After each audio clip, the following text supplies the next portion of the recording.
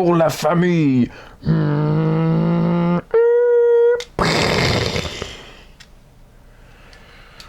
Ça résume bien le film, je pense.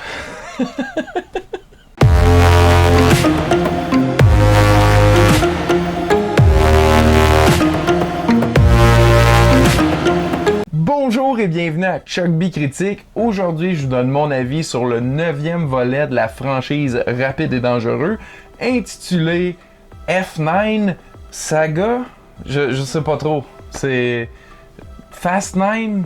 C'est pas clair sur le titre, pour vrai. Ils ont raté une opportunité, là, pour vrai. Tu sais, The Fast and the Furious, ça fait un petit peu western, c'est bon. Too Fast, Too Furious, parfaite utilisation du 2. Fast and Furious Tokyo Drift, on enlève le 3, c'est un spin-off. Fast and Furious, le 4. Après ça, Fast 5, ça sonne. Ensuite, Fast and Furious 6, qui avait aussi le titre de départ Furious 6, mais que finalement, ils l'ont enlevé parce qu'ils l'ont réutilisé après pour Furious 7. Encore une fois, un titre qui sonne aussi bien que Fast 5. Puis, j'ai adoré le 8e, son titre du moins, F8, donc qui fait le mot Fate, le son Fate, The Fate of the Furious, le destin des dangereux. Ça, c'est un jeu de mots parfait. 9, c'est juste F9, on dirait une touche sur ton clavier, genre, c'est très ordinaire. F9 de F Fast 9 de F Saga. Brrr, pas sûr.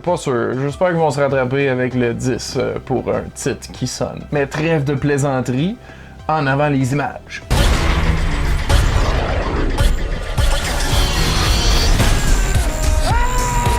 I came here to take you down, little brother. That's your mistake. This is my world.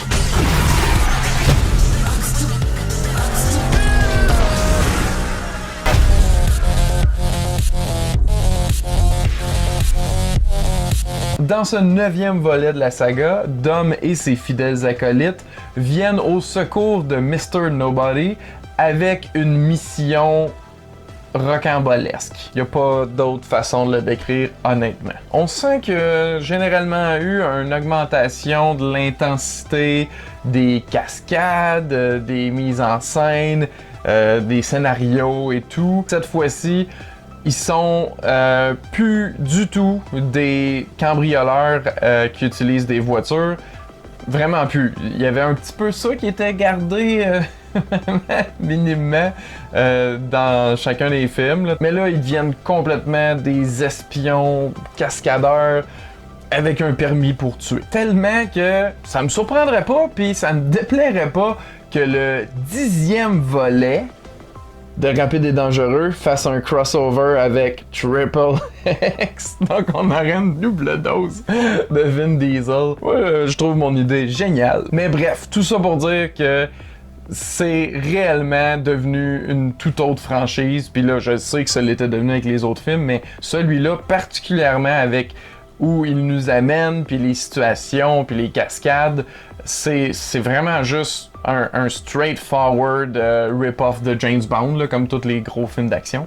Mais c'est quand même le fun à regarder. Il y a bien sûr des véhicules qui sont impliqués, inquiétez-vous pas. Il y en a plein, puis utilisés de toutes les façons, donc c'est vraiment le fun. Puis pour être vraiment honnête, j'ai un peu eu l'impression de trouver ça redondant par moments, tellement l'action était, comme je le mentionnais au début, rocambolesque. On en a eu un genre d'aperçu avec Hobbs & Shaw, qui avait eu une situation finale là, où ça donnait vraiment l'impression que c'était moi qui jouais avec mes autos. Là. Mais j'ai pas détesté. C'est juste que là, la répétition, la grosseur, c'est devenu un peu comme ennuyant. Le film était loin de là ennuyant, mais ce que je voyais, c'était juste comme la même chose tout le temps. Là. Je sais pas si je m'exprime bien, mais j'ai jamais eu l'impression d'être surpris dans le film, puis c'est ça que j'ai trouvé dommage. Il y a jamais eu un moment où je sentais un danger ou que j'étais comme « Oh mon Dieu, qu'est-ce qui va se passer? » C'est sûr que je me suis amusé à écouter des bandes annonces, puis je sais pas comment j'aurais fait pour résister, même si j'avais pas fait des réactions de bandes annonces, pour les écouter.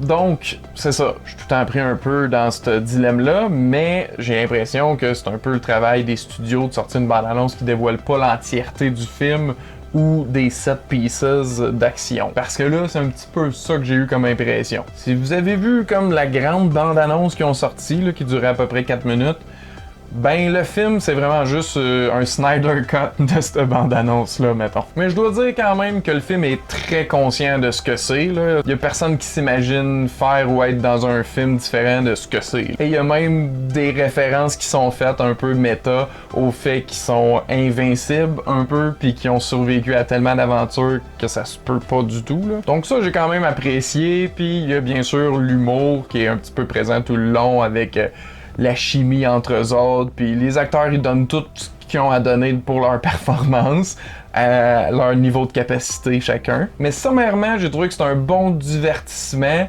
ça se regarde très très bien au cinéma, un tantinet trop long, mais quand même divertissant tout le long. C'est simplement que, je le répète, ça devient redondant parce qu'on n'a pas l'impression d'avoir un petit peu quelque chose de nouveau dans celui-là. Même si ils ont quand même des petites surprises le fun, puis que tu ris parce que ça se peut pas, ils ont été là.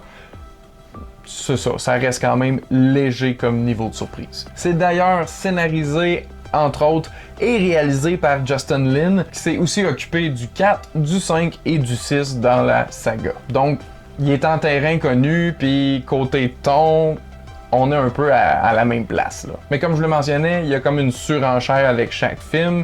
Puis là, on a l'impression qu'ils ont comme atteint un peu le maximum qu'ils pouvaient atteindre avec celui-là, puis ça se sent. Mais encore une fois, c'est peut-être parce que j'avais trop vu les bandes annonces, puis que ça faisait 1 an et demi qu'on était supposé de l'avoir, ce maudit film-là.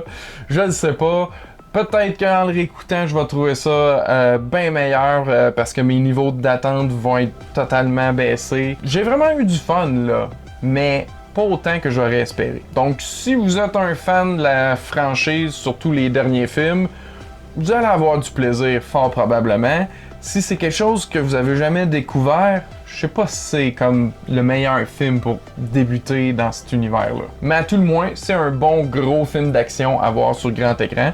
Donc si vous avez le goût d'une sortie, je pense que ça fait la job. Ils font un super boulot de tout récapituler la franchise, donc inquiétez-vous pas pour avoir des problèmes de compréhension. C'est pas le genre de film non plus que vous devez vous soucier de ça. Et je pense que c'est ce qui est important de se garder en tête quand on veut apprécier ce genre de film-là. Donc, c'est une recommandation de ma part, mais baissez un petit peu vos attentes. C'est tout. Si vous l'avez déjà vu, j'aimerais ça savoir, qu'en avez-vous pensé? Sinon, prévoyez-vous le voir? Dites-moi ça dans les commentaires ci-dessous. Un grand merci d'avoir écouté. À la prochaine!